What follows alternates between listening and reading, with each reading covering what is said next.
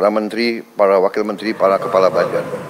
Ya, pemirsa, kita akan membahas hal ini bersama dengan juru bicara Kantor Komunikasi Kepresidenan. Sudah ada Kang Ujang Komarudin dan juga Wasekjen Gerindra, Mas Andi Wijaya, serta pengamat komunikasi politik UNAIR sudah ada Pak Suko Widodo. Selamat malam, Bapak-Bapak sekalian. Selamat malam, Mbak Anissa. Selamat malam, Mbak Anissa. Bang Andi, Bang Suko. Ya. Baik. Bang Ujang, Pak Suko. Saya yang pertama ingin langsung saja ke Kantor Komunikasi Presiden, Kang Ujang. Ini setelah Presiden menyampaikan secara terbuka begitu ya bahwa komunikasi pemerintah masih kurang optimal. Kang Ujang, sepertinya Anda salah satu yang memegang mandatnya terhadap pengakuan Presiden Prabowo Subianto ini. Kemudian kenapa Kang Ujang komunikasi masih kurang? Apa sebetulnya penyebabnya ini, Kang Ujang?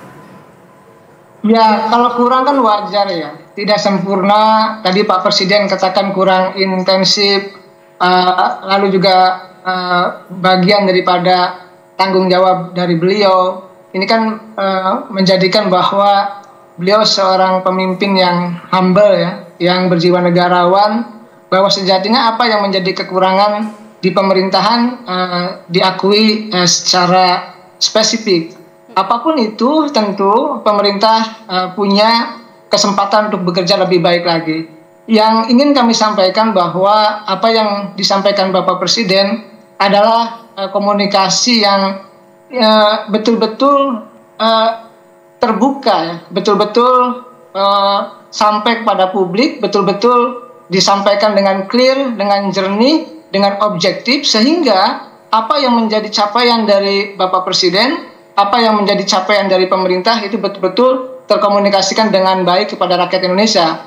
Perlu kami sampaikan, Mbak Anissa, banyak program dari Bapak Presiden dalam 5 bulan terakhir ini yang sudah terrealisasi, seperti MBG, ada juga cek kesehatan gratis, lalu pemutihan hutang ya, petani, nelayan, UMKM, lalu diskon listrik 50% selama 2 bulan, lalu pembelian gabah ya, petani dengan harga yang sangat layak. Lalu juga pupuk yang dulu sulit diterima oleh petani, sekarang langsung diterima kepada kelompok tani.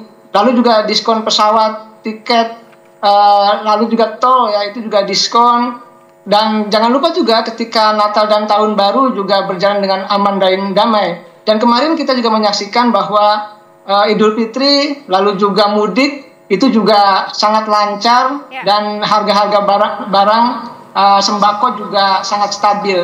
Oleh karena itu ini yang menurut Bapak Presiden harus bisa disampaikan dengan jernih, dengan katakanlah lebih baik lagi, lebih bagus lagi, lebih sempurna lagi, sehingga betul-betul apa yang menjadi capaian dari Bapak Presiden itu sampai kepada publik, sampai kepada masyarakat Indonesia dari Sabang sampai Merauke, seperti itu, Mbak Anissa. Oke, baik. Seperti yang dinyatakan oleh Presiden Prabowo Subianto, begitu ya, bahwa memang ketidaksempurnaan karena juga melihat dari 5 bulan berjalan, begitu pertama dari bulan-bulan pertama begitu ya di era pemerintahan ini diisi dengan konsolidasi juga begitu. Tapi kalau dari internal PCO sendiri mendengar pernyataan tersebut, seperti apa dinamikanya? Responnya dari PCO sendiri seperti apa, Kang Ujang? Kami mengikuti apa yang menjadi kebijakan dan arahan dari Bapak Presiden, apa yang menjadi instruksi beliau, apa yang menjadi pidato beliau gitu, itu tentu menjadi pijakan dan dasar bagi kami untuk melakukan komunikasi dengan publik ya, berkomunikasi dengan rakyat Indonesia. Kami itu kan punya tugas besar untuk bisa menyampaikan kinerja-kinerja yang baik kepada publik. Ya, kami punya tugas juga, ada istilahnya 8-17-8, Mbak Anissa. 8 itu program Astacita, 17 itu program prioritas dari Bapak Presiden, dan 8 itu PHTC, program hasil terbaik cepat. Nah, program-program ini harus bisa dikomunikasikan oleh kami kepada publik ya, kepada rakyat Indonesia, sehingga betul-betul apa yang menjadi kebijakan yang sudah baik, yang sudah bagus, yang sudah terrealisasikan, ya diterima dengan baik oleh masyarakat. Karena bagaimanapun kami meyakini bahwa sebaik apapun kebijakan dari kami, dari pemerintah, ya, dari Bapak Presiden, kalau tidak dikomunikasikan dengan baik, itu akan berefek tidak bagus. Oleh karena itu, kami memahami betul dari kantor kami kami satu garis, apa yang menjadi kebijakan Bapak Presiden, apa yang menjadi perintah dari Bapak Presiden, kami akan jalankan. Artinya kami terus perbaiki komunikasi. Oke, baik, tegak lurus. Saya ingin ke Mas Andi. Mas Andi, kalau Anda meresponnya begitu ya mengenai pengakuan dari Presiden Prabowo Subianto terkait dengan komunikasi pemerintah kepada publik ini masih belum optimal, masih belum memadai, masih belum sempurna begitu. Respon dari Anda, dari Gerindra sendiri sebetulnya seperti apa? Apakah ini juga pernah diungkapkan oleh Presiden Prabowo Subianto di internal Partai Gerindra? Begini Mbak, yang pertama Pak Prabowo ini gaya komunikasinya kan otentik ya. Jadi beliau tidak suka dengan gaya yang hiperbol kayak gitu ya, terlalu membesarkan atau mengurangi. Jadi beliau dalam melakukan komunikasi ini sebenarnya basisnya adalah capaian-capaian yang sudah berjalan gitu. Maka wajar kalau beliau sampaikan evidence based performance ya. Jadi kinerja berdasarkan bukti. Nah itu yang sering beliau sampaikan gitu.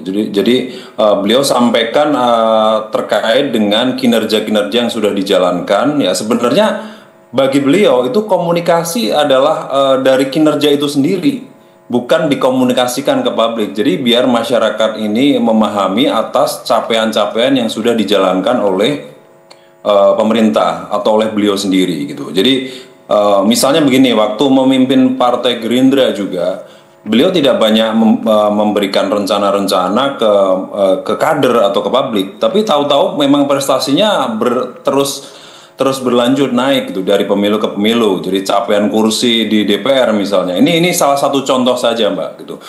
Nah, begitu juga dengan komunikasi beliau di pemerintahan pun juga demikian gitu. Jadi kami memahami bahwa Pak Prabowo ini sebenarnya tidak memberikan, pada dasarnya tidak memberikan komunikasi secara langsung atas mungkin rencana-rencana ataupun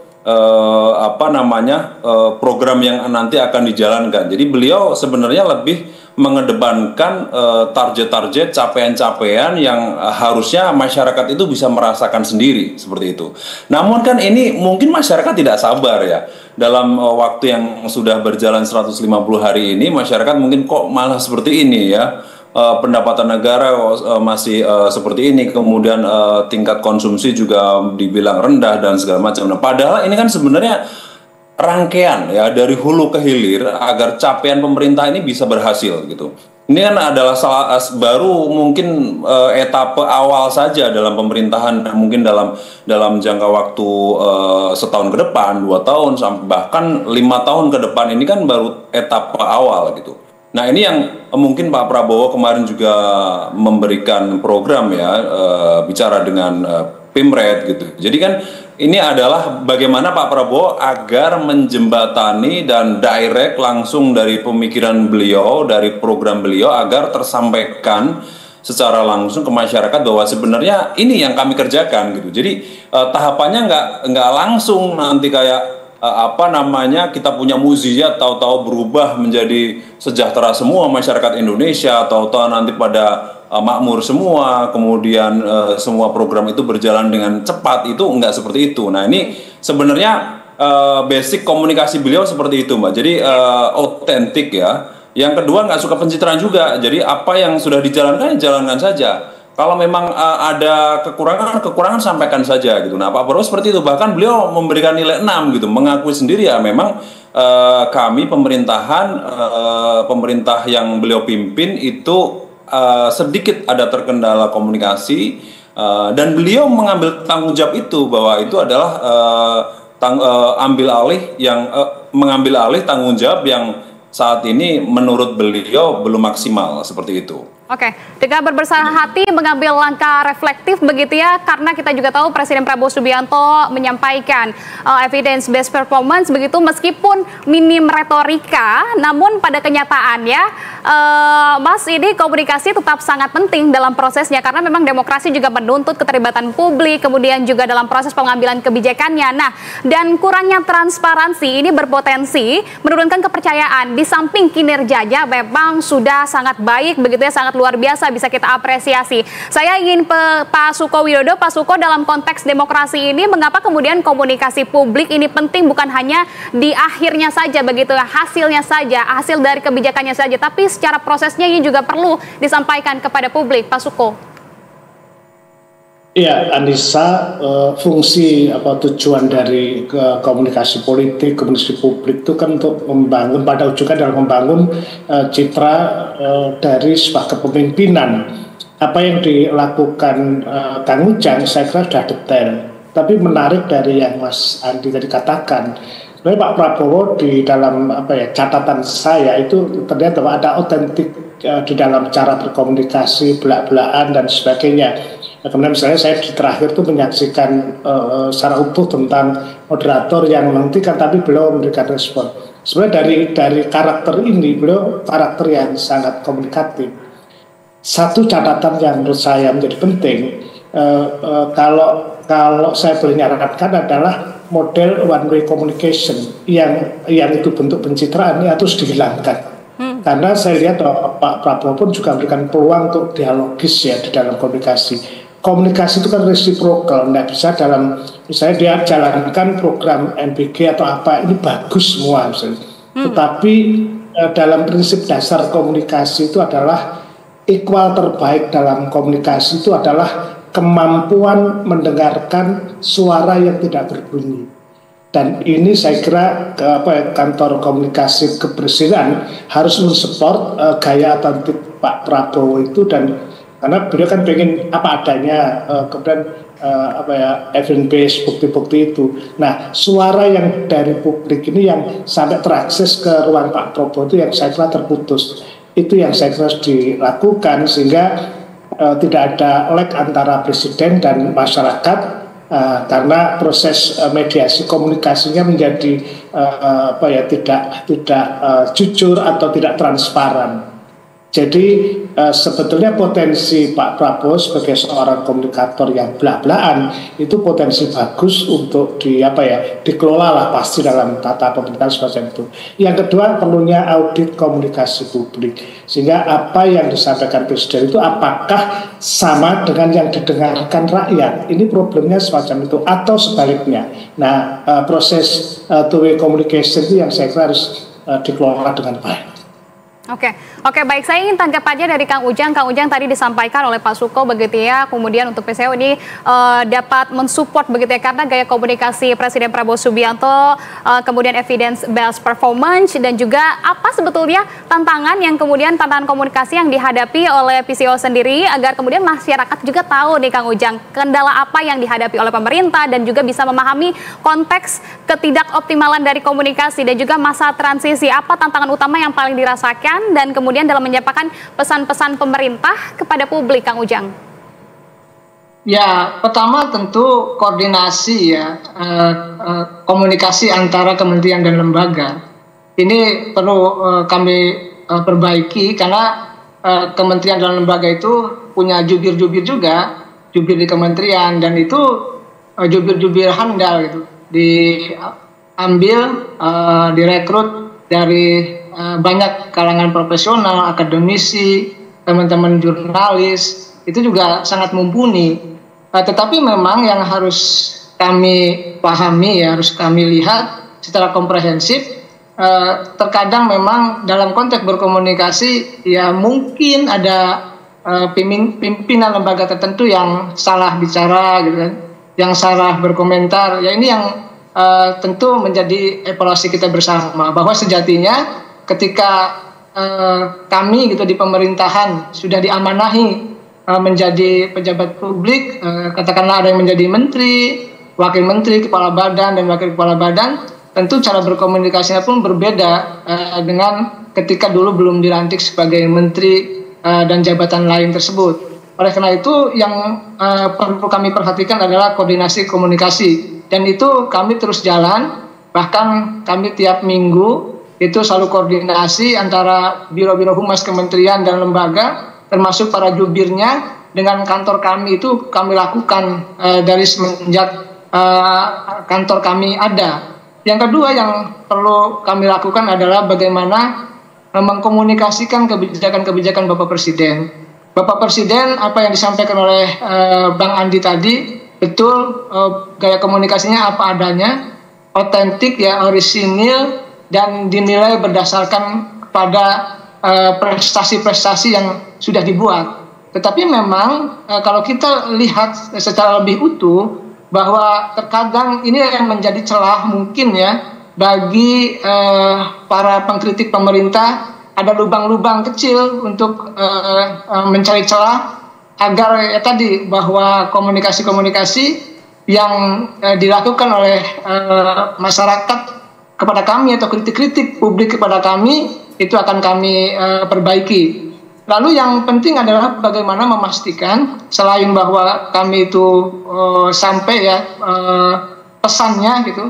Yang ketiga yang harus kami lakukan adalah memastikan bahwa apa yang menjadi pernyataan-pernyataan Bapak Presiden itu betul-betul sampai kepada publik. Ini menjadi penting. Jadi jangan sampai apa yang menjadi kebijakan Bapak Presiden, apa yang menjadi garis ya komando Bapak Presiden dalam konteks membangun atau mengimplementasikan ya tadi 17-8 tadi 8 asatita, 17 program prioritas dan 8 PHTC itu jangan sampai tidak terkomunikasikan kepada publik. Jadi di satu sisi kami sangat bangga dan sangat senang Bapak Presiden menyampaikan gaya komunikasinya dengan secara terbuka ya, dengan cara yang objektif, masyarakat bisa menilai secara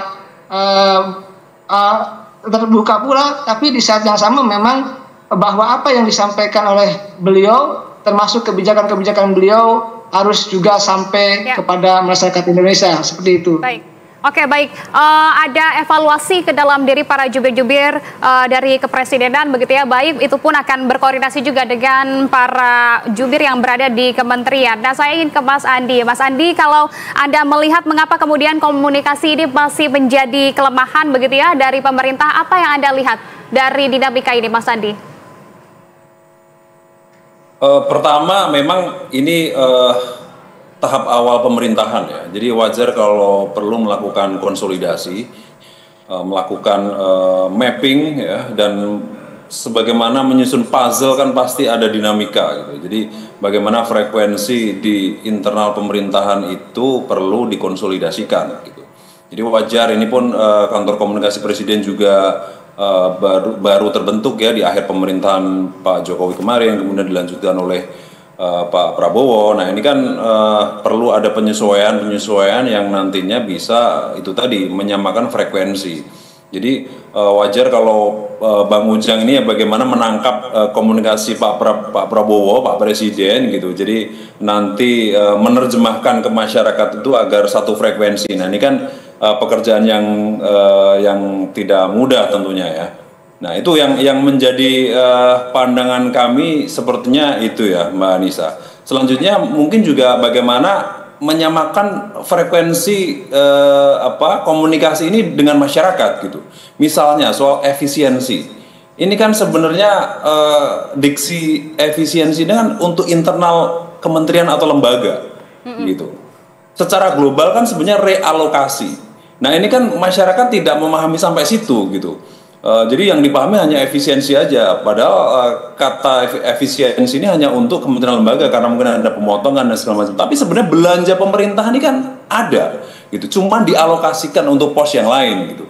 Nah, ini yang pemerintah belum memahami. Nah, ini mungkin juga pekerjaan rumah bagi Kang Ujang ini dan tim, gitu. Jadi bagaimana menerjemahkan diksi-diksi yang keluar dari dari Pak Presiden gitu ya. Jadi bagaimana masyarakatnya juga biar ngerti gitu. Kalau semua dikatakan efisiensi nanti. Ini kok ada misalnya ada acara seperti ini, kemudian Pak Prabowo keluar negeri dianggap katanya efisiensi banyak. Jadi yang nyinyir-nyinyir seperti ini kan masyarakat kita belum memahami ya sampai sejauh itu gitu, bahwa sebenarnya konsepnya tidak seperti itu. Nah, jadi dua hal itu aja yang saat ini menjadi pekerjaan rumah, dan semoga ke depan juga bisa lebih terkonsolidir dan bisa komunikasinya bisa bagus dan bisa diterima oleh masyarakat gitu. Baik, Pak Suko, kalau menurut pandangan Anda, kemudian bagaimana untuk menerjemahkan gaya komunikasi dari Presiden Prabowo Subianto yang berbasis hasil kerja dulu baru bicara begitu ya? Masih cocokkah di era sekarang saat ini dengan keterbukaan informasi? Karena kita tahu program Presiden Prabowo Subianto banyak yang pro rakyat, kemudian juga sangat membantu dan juga bermanfaat tentunya bagi masyarakat. Tapi sepertinya masyarakat kurang tersosialisasikan, masyarakat kurang teredukasi terhadap program-programnya seperti yang tadi disampaikan oleh Mas Andi juga terkait dengan efisiensi dan juga kita lihat adanya penolakan. Apakah ini kemudian dampak dari belum optimalnya komunikasi tersebut menurut Anda, Pak Suko? Mbak Nisa, kita ini sekarang hidup dalam over communicate yang berlebihan. Siapapun akan mengalami kesulitan ya dalam sistem arus komunikasi. Kang Ujang tahu persis lah sebagai akademisi di mana emang zaman ya, tapi zaman nggak bisa disalahkan. Hanya tadi yang disebut misalnya Mas Andi tadi misalnya kata efisiensi itu. Ya, saya baru tahu bahkan bahwa efisiensi itu bahasanya kalangan misalnya kalangan pemerintahan, tapi di masyarakat itu menjadi bagian dari sebuah pengetatan. Nanti kan Kang Ujang lagi yang bertugas untuk memilih bahasa Sunda yang cocok apa, Jawa yang cocok apa. Jadi menurut saya memang tim komunikasi itu harus menjadi tim yang besar, yang sportnya luar biasa dan dia bisa menerjemahkan. Saya kira Kang Ujang tidak perlu seminggu sekali ya, 24 jam harus open untuk membuka. Ini saran ya Kang Ujang. Yang sekarang itu karena misalnya tren ya, saya coba wawancara dengan media asing itu ketika pada satu titik menyerang Pak Prabowo itu trennya begitu tinggi. Kenapa ini? Oh ternyata memang satu kecepatan itu menjadi penting. Jadi kita butuh teknologi komunikasi yang memungkinkan kantor kepolisian bisa melakukan sistem teknologi komunikasi. Yang kedua memang kecepatan merespon ya. Merespon itu sebelum bara itu besar, ketika kecil harus dilakukan. Nah dari mana tahu ada bara yang ini memantik besar? Maka setelah ada perlu audit komunikasi, fungsi riset di lapangan. Coba dengarkan misalnya pemberitaan di luar itu. Dan cara-cara memanfaatkan buzzer dalam tanda kutip misalnya influencer itu juga harus ditinjau kembali. Hati-hati menggunakan misalnya tenaga-tenaga semacam itu. Zaman yang situasi seperti ini pasti butuh pemikiran yang meneduhkan, karena kalau enggak ya nanti komunikasi bisa menjadi ruang kebencian, padahal tujuan komunikasi pemerintahan itu kan untuk membangun kepercayaan, trust, mendorong partisipasi publik. Nah, ketika Pak Prabowo sudah berani melakukan apa adanya, berbasarkan data, mau dialog, ini kan justru peluang bagi anak muda nangkep gitu loh. Style itu yang saya sukai, tinggal bagaimana memediasi message dari kekuasaan kepada masyarakat dipertemukan itu saya. Jadi benar-benar butuh butuh kecerdikan dan ketepatan di dalam komunikasi. Oke. Bisa kita garis bawahi dari penjelasan Pak Suko bahwa memang peran komunikasi dalam kebijakan yang beberapa mungkin kebijakan sensitif, kita ketahui juga betul sangat penting beberapa program yang bisa memunculkan kemudian pro dan kontra, terutama adalah program-program baru, strategi komunikasi yang matang, ini juga bisa mencegah resepsi dan juga resistensi. Ada banyak kemudian Kang Ujang, ini kebijakan presiden yang baru dan juga sensitif, kemudian juga belum populer begitu ya kepada masyarakat. Mekanisme penyampaian Kang Ujang dari komunikasi presiden sendiri sebetulnya yang dibentuk secara konkret yang akan berubah begitu ya pendekatannya dari yang kurang aktif menjadi proaktif, nanti akan seperti apa Kang Ujang? Ya, Pak Presiden sudah mengatakan ya dalam banyak pidatonya kurang intensif, kurang sempurna, lalu agak kurang. Ini kan kata kunci dari Bapak Presiden yang kami garis bawahi untuk kami perbaiki. Artinya ke depan komunikasi itu harus jelas, harus jernih, dan kan kami punya skema ya, punya format bahwa komunikasi satu arah, satu pintu ya yang ingin kami lakukan. Makanya kami dari kantor komunikasi kepresidenan itu mengistilahkannya orkestrasi ya, komunikasi kepada publik, karena bagaimanapun kami harus merajut ya komunikasi di antara banyak kementerian dan lembaga, termasuk tadi apa yang disampaikan oleh Bang Andi, bagaimana kami harus menafsirkan dengan objektif apa yang disampaikan oleh Bapak Presiden kepada masyarakat. Yang jelas masyarakat sangat sederhana. Ketika program Bapak Presiden itu sangat baik, sangat banyak, sangat bagus, dan kalau atau jika kami komunikasikan dengan baik, maka itu akan baik pula respon publik kepada pemerintah. Oleh karena itu, kalau ada kekurangan kemarin-kemarin yang lalu-lalu akan kami perbaiki. Nah, inti dari yang disampaikan Bapak Presiden kurang intensif, kurang sempurna, agak kurang, ini yang kami sempurnakan ke depan. Kami memahami tugas ini sangat berat, tadi apa yang disampaikan oleh Bang Andi dan Pak Suko ya, bahwa sejatinya tugas berat ini kami emban, dan kami Pak Suko tidur itu 3-4 jam sehari untuk memastikan juga bahwa kami mengawal kebijakan Bapak Presiden agar memang komunikasi kepada publiknya semakin hari semakin baik. Dalam 5 bulan Pak Presiden mengatakan ya 150 hari nilai 6 itu sudah luar biasa, karena kalau sudah nilai 6 itu akan ada perbaikan-perbaikan dan akan ada kenaikan-kenaikan. Karena apapun yang disampaikan Bapak Presiden semuanya adalah kepentingan-kepentingan rakyat, semuanya adalah kepentingan-kepentingan masyarakat secara umum. Oleh karena itu, dalam konteks komunikasi akan kami perbaiki, akan kami sempurnakan. Tentu ke depan, insya Allah, mohon doanya Mbak Anissa dan seluruh rakyat Indonesia, kami ingin bekerja dengan baik, dengan tadi program-program yang tentu akan kami eksekusi. Di antaranya ada nanti koperasi Desa Merah Putih, ada juga sekolah SMA unggulan Garuda, ada juga sekolah rakyat, dan program-program lain yang ini tentu juga harus dikomunikasikan kepada publik secara baik begitu. Baik. Kami dukung tentunya dan juga kami apresiasi sejauh ini langkah-langkah yang sudah dilakukan oleh PCO, begitu langkah reflektif yang saat ini memang sudah diambil oleh pemerintah. Kemudian tugasnya memang berat begitu, dinamika publik, kemudian juga dari kecepatan dan juga dari kritis ya publik saat ini. Nah, saya ingin ke Pak Suko terakhir. Pak Suko, kalau melihat begitu komunikasi juga tidak bisa satu ukuran untuk semuanya, masing-masing dari segmen masyarakat ini juga perlu pendekatan yang berbeda begitu ya, komunikasi yang berbeda. Bagaimana pendekatan komunikasi yang dari komunikasi politik begitu ya bisa pemerintah lakukan, dan tolak ukurnya, evaluasi tolak ukur bahwa komunikasi politik ini sudah berhasil apa Pak Suko? Iya, Indonesia itu beragam dari aspek kultural, kemudian juga dari aspek pengetahuan dan juga adanya kelompok-kelompok usia. Tentu saja ini yang dirancang betul. Kita harus ambil titik-titik poin semacam itu. Sekali lagi butuh orkestrasi yang sangat sungguh-sungguh, karena menurut saya di zaman komunikasi itu kalau strategi komunikasinya salah bisa fatal gitu loh. Jadi tujuannya baik tetapi cara mengkomunikasinya tidak tepat sasaran, tidak tepat waktu juga problem. Iqbal yang paling dilihat sekarang ini kan, orang sebetulnya ketika terjadi penentangan itu kan rakyat itu punya harapan besar terhadap kebijakan. Nah, kebijakan itu yang saya kira harus dibahasakan dengan bahasa rakyat. Intinya itu, kita nggak perlu misalnya harus mendaki-daki atau apa, tapi coba nanti Kang Ujang butuh hal-hal yang diturunkan ke daerah untuk menangkap style komunikasi semacam ini. Ini termasuk juga di kabinet tentu saja.